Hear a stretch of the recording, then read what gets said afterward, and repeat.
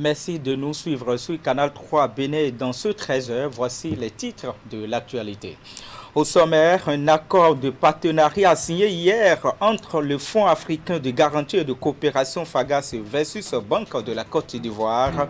La convention va favoriser la mise en œuvre d'un mécanisme destiné à faciliter l'accès des PME et PMI au financement proposé par la banque. Images et premières impressions des deux parties après la cérémonie de signature.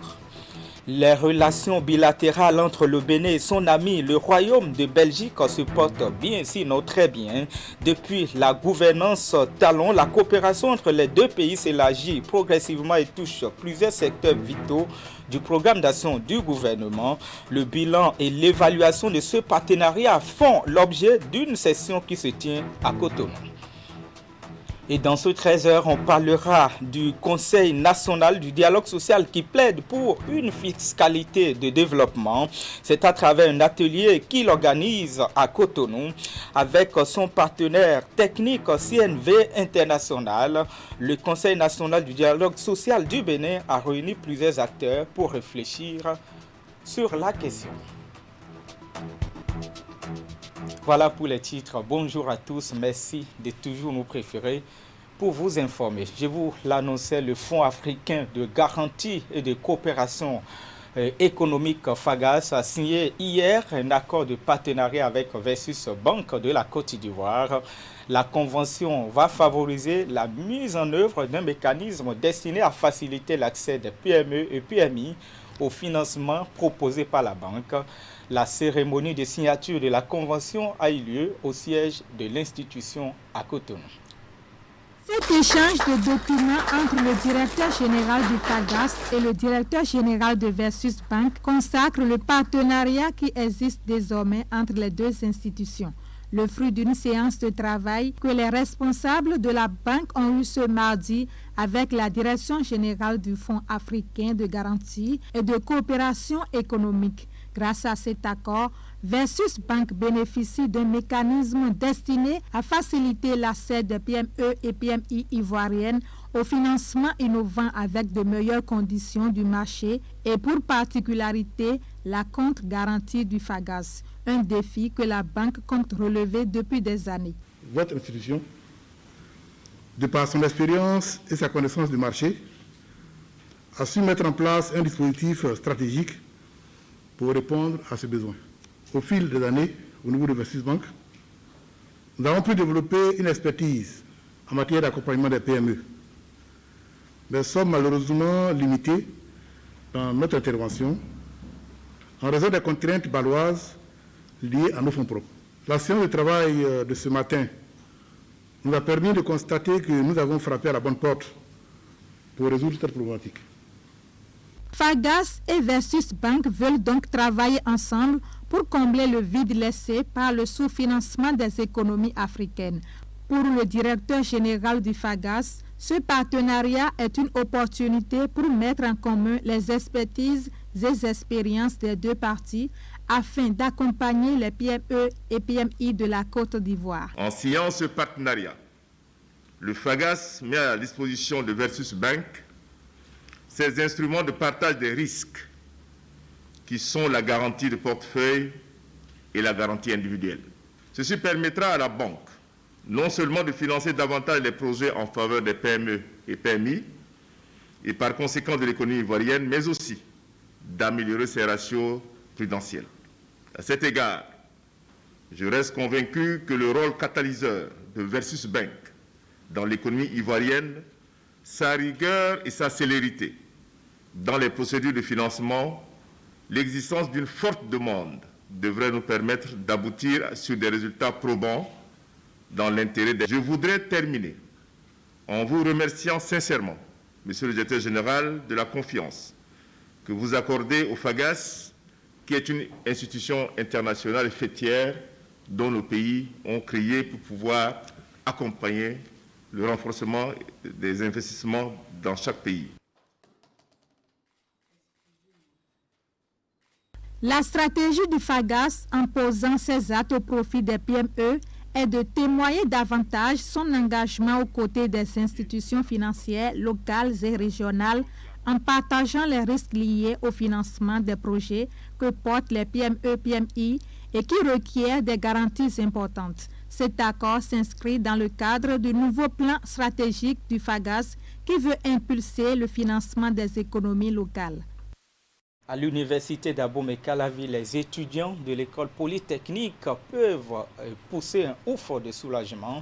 Et pour cause, l'association Nobam Bénin est allée faire don de matériel de recherche scientifique, ce qui pourra désormais leur permettre d'exceller dans leur exercice de pratique durant toute leur formation. Teddy Goudalo. Du matériel de recherche scientifique au profit de l'école polytechnique de l'université d'Abomey-Calavi. Composé de diverses machines de dernière génération, le don émane de l'association Nobam Bénin qui intervient dans les domaines socio-culturels, familial, éducatif et humanitaire. Nous avons reçu un fac, un incubateur, une bonbonne d'azote liquide. On a reçu tout un matériel d'électrophorèse de protéines, tout un matériel d'électrophorèse d'acide nucléique. Nous avons reçu un continuous flow électrophorèse et un transluminateur. Ce don a été rendu possible par une contribution sur fonds propres de certains enseignants justement de cette unité de recherche sur les maladies non transmissibles et le cancer, parce que le transfert des équipements jusqu'ici a nécessité beaucoup de fonds et on n'a pas jugé cela normal de laisser toutes les charges à l'association Nobam.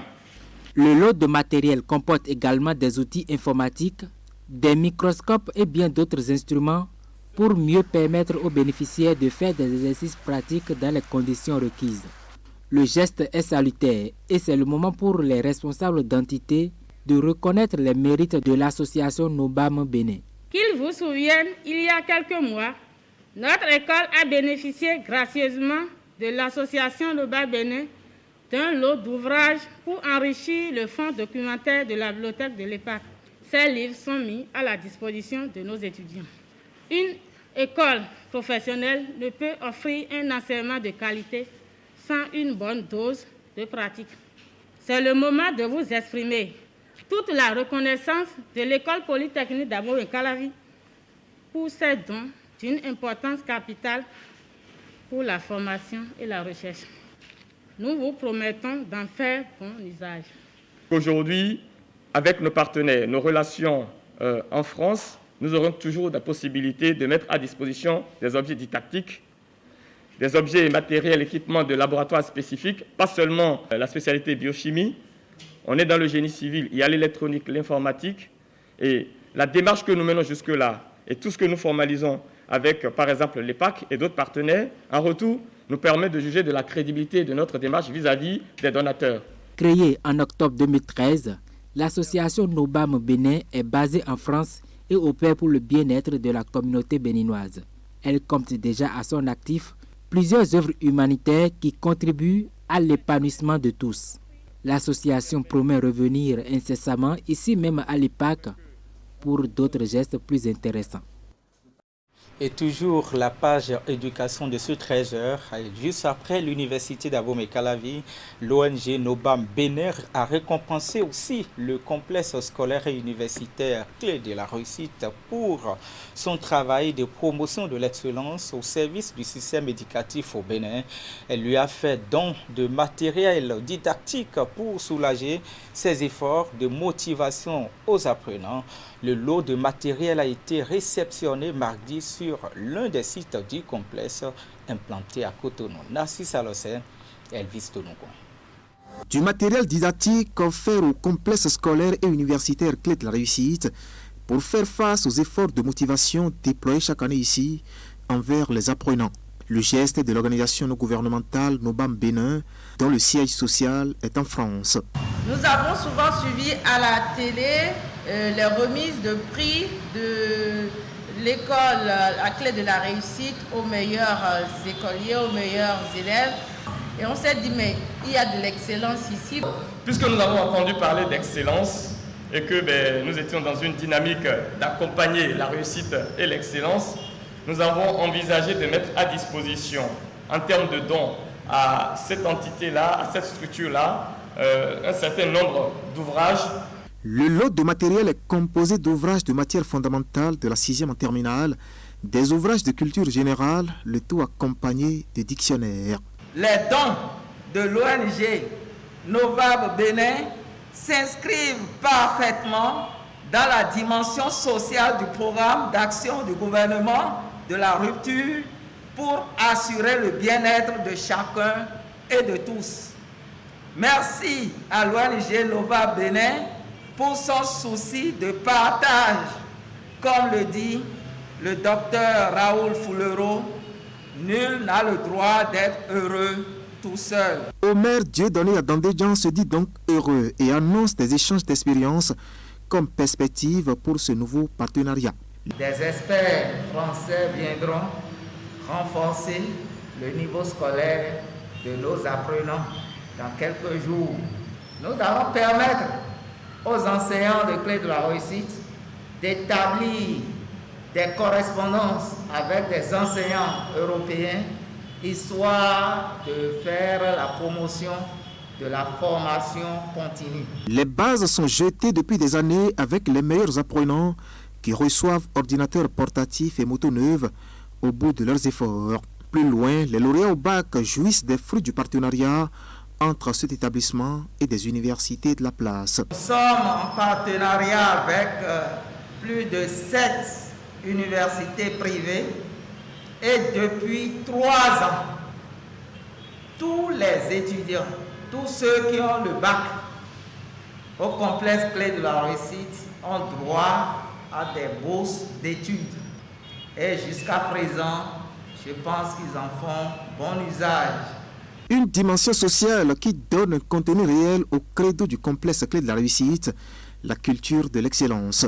Les résultats le témoignent d'ailleurs, car depuis plus de 15 ans, cet établissement a toujours placé ses apprenants parmi les meilleurs du pays à l'issue des examens nationaux.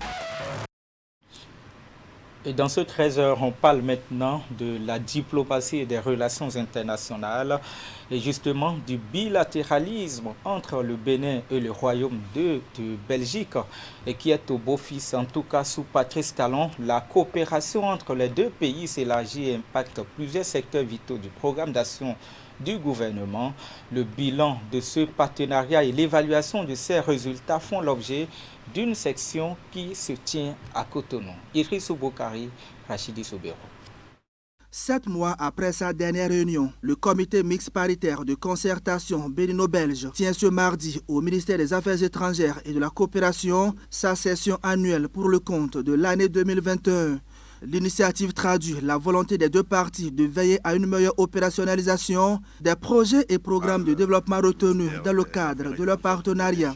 Un rendez-vous pour faire le point de la mise en œuvre du programme de coopération et évaluer les résultats intermédiaires déjà atteints. La flexibilité des modalités qui guident notre partenariat actuel nous ont donc permis d'adapter nos programmes aux défis auxquels nous avons été confrontés ces derniers temps. Notre programme semble donc avoir atteint une certaine vitesse de croisière, ce que reflète la hausse progressive du taux d'exécution du portefeuille.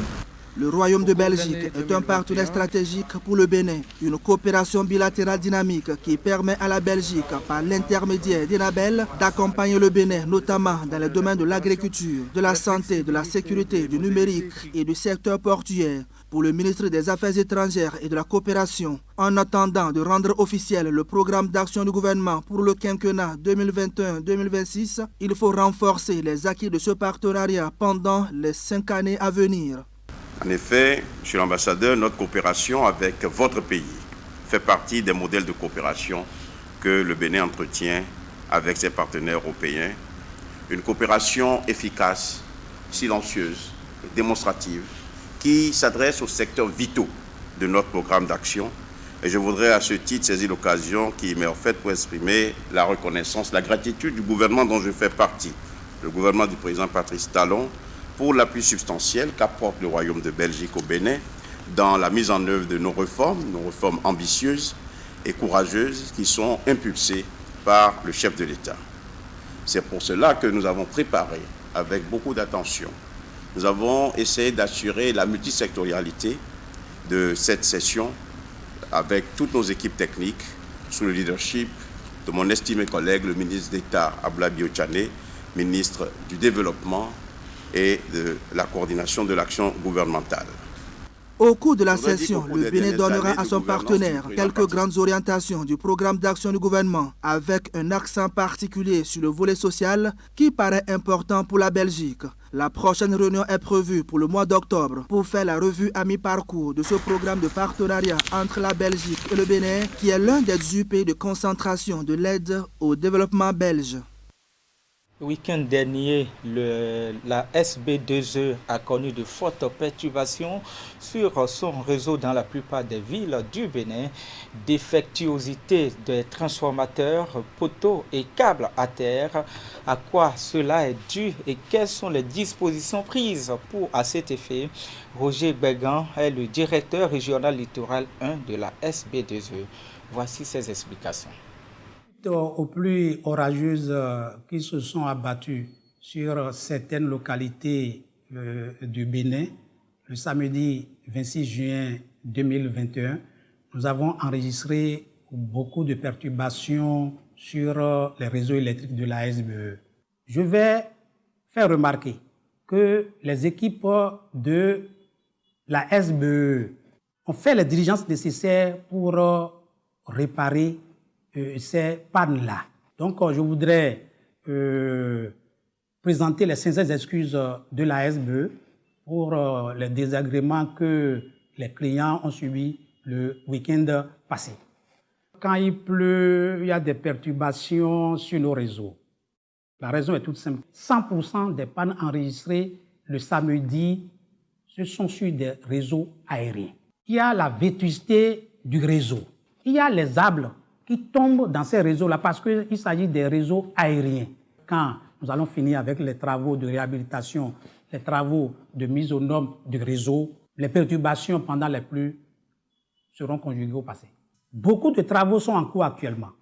Ce n'est pas des projets, c'est des travaux qui sont en cours.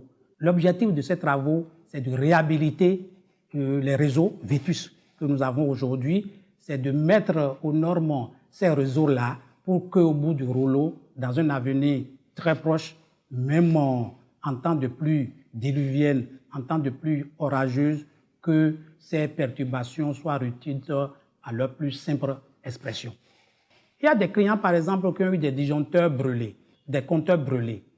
Les équipes ont pu les remplacer. Donc, je profite de l'occasion pour demander à notre aimable clientèle de s'adresser à nos services de dépannage pour signaler toute panne. Les équipes de la SBE sont là 24 heures sur 24 pour trouver solution à ces problèmes-là. Et puis on va parler d'une fête dans ce 13h. Le monde entier a célébré hier, mardi, la journée mondiale de lutte contre le travail des enfants. Au Bénin, l'événement a été marqué par la distinction de meilleurs artisans qui respectent les droits des enfants. Occasion pour des membres du gouvernement de rappeler les engagements et les défis à relever avant l'échéance 2025. Iluri Chekou Egaba, Elvis Tonokouin. Les maîtres maçons les plus respectueux des droits des enfants sont ici primés. Ils sont au total 12 artisans sélectionnés sur plus de 500 chantiers sur l'ensemble du territoire. C'est le résultat d'une mission rigoureuse pour encourager les artisans qui accompagnent le gouvernement béninois dans la lutte contre le travail des enfants. Et c'est à dessein que la 20e journée mondiale de lutte contre le travail des enfants est mise à contribution pour distinguer ces grands artisans. Il s'agit en effet d'un mécanisme d'incitation des maîtres artisans au respect de la législation en matière de protection de l'enfance au Bénin. Cette année, le choix est porté sur le secteur de la maçonnerie, compte tenu du nombre élevé d'enfants engagés dans ce secteur. À l'issue de ces visites, deux meilleurs maîtres artisans ont été identifiés par département. Les maîtres artisans se sont engagés, entre autres, à lutter individuellement et collectivement contre le travail des enfants apprentis. Utiliser exclusivement les enfants dans le cadre de leur apprentissage. Éviter les châtiments corporels et moraux aux apprentis. Respecter les horaires de travail selon les métiers, accorder un repos hebdomadaire aux apprentis. Au cours de cette édition, tous les acteurs impliqués dans la lutte contre le travail des enfants reviennent sur les efforts fournis, les engagements pris à l'horizon 2025 et le tableau peu reluisant qui nécessite davantage d'efforts. D'où le thème de cette 20e journée mondiale, agir maintenant, mettre fin au travail des enfants. Agir maintenant signifie qu'il faut maintenir le cap des actions courageuses et des choix stratégiques susceptibles d'accélérer les progrès enregistrés en vue de parvenir plus rapidement à l'ultime objectif de 0 enfant au travail d'ici à 2025. Pour ma part, il y a lieu de s'organiser davantage en redoublant d'efforts dans le sens d'une adaptation des stratégies de riposte contre la pandémie, afin de relever ce nouveau défi qui se dresse sur le chemin. Toutes les autorités à divers niveaux accordent leur violence sur le fait que cette journée doit être un instant de réflexion profonde pour apprécier le niveau de réalisation des progrès afin d'identifier les défis persistants pour bien ajuster les politiques et stratégies en cours. Ceci permettra certainement, selon les autorités, à assurer durablement un mieux-être aux enfants sur le marché du travail et répondre convenablement aux engagements de 2025. En titre, le Conseil national du dialogue social et qui plaide pour une fiscalité de développement, c'est à travers un atelier organisé mardi à Cotonou avec son partenaire technique CNV International. Le Conseil national du dialogue social du Bénin a réuni plusieurs acteurs pour réfléchir sur la question. Ulrich Chikwegaba et Derhon Pavi. La migration de l'économie informelle vers l'économie formelle. C'est le thème de cet atelier sur la fiscalité de développement organisé par le Conseil national du dialogue social du Bénin. Cette rencontre est l'une des principales recommandations de l'atelier d'octobre 2019 qui avait proposé la prise en compte d'une équité sociale et de l'élargissement de la base fiscale à travers un dialogue social franc et constructif.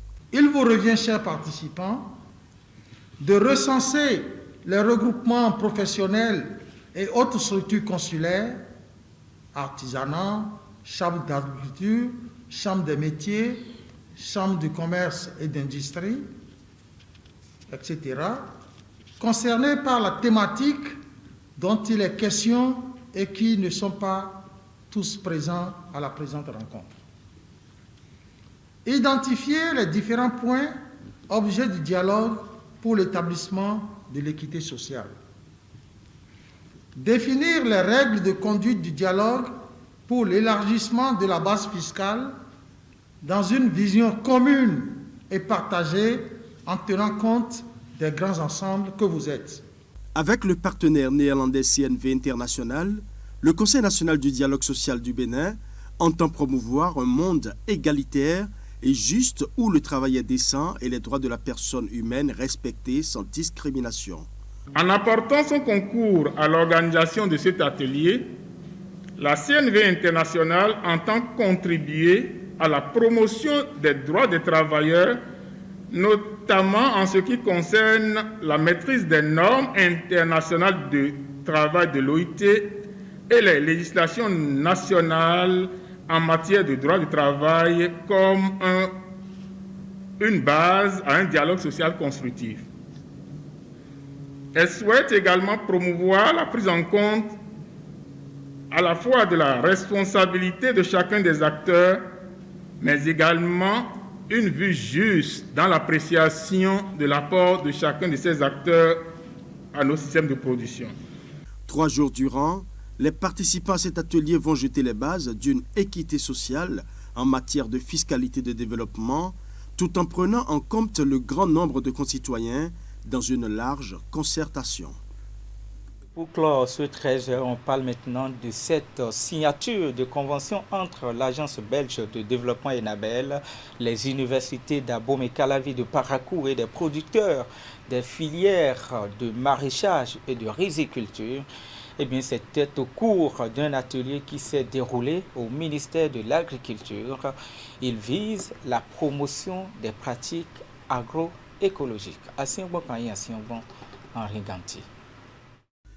Enabel, agence belge de développement, avec le financement de l'Union européenne, a procédé au lancement de conventions avec les universités d'Abomey-Calavi et de Parakou.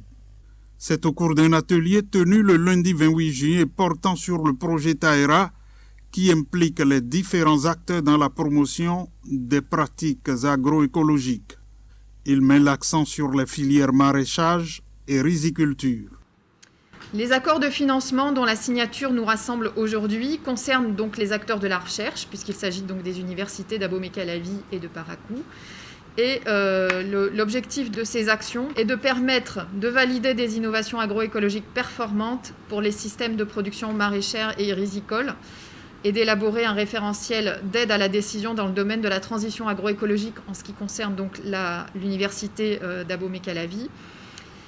Et pour ce qui concerne l'université de Parakou, de proposer des solutions adaptées de bonnes pratiques en matière de gestion de l'eau dans les systèmes de maraîchage irrigué et les systèmes rizicoles de bas-fond sur base de suivi technico-économique des modèles d'irrigation.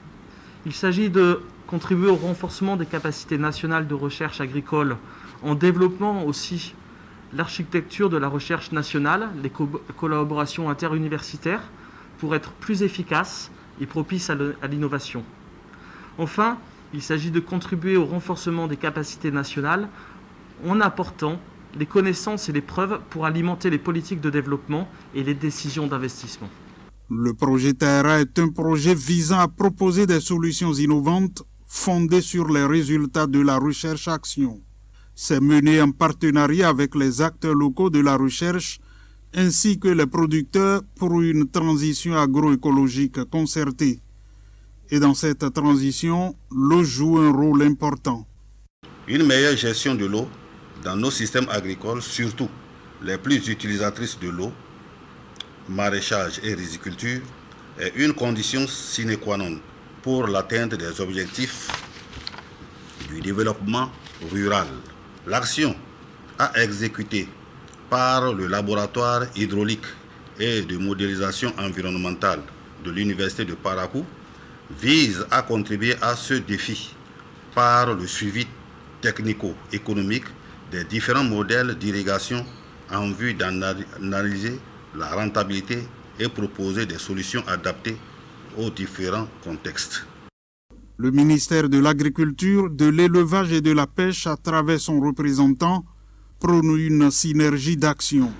Je voudrais prier les parties prenantes, à savoir le projet Taïra, l'université d'Abomey-Calavi et l'université de Parakou, à œuvrer chacun en ce qui le concerne pour que les objectifs visés par l'élaboration de cette convention soient atteints.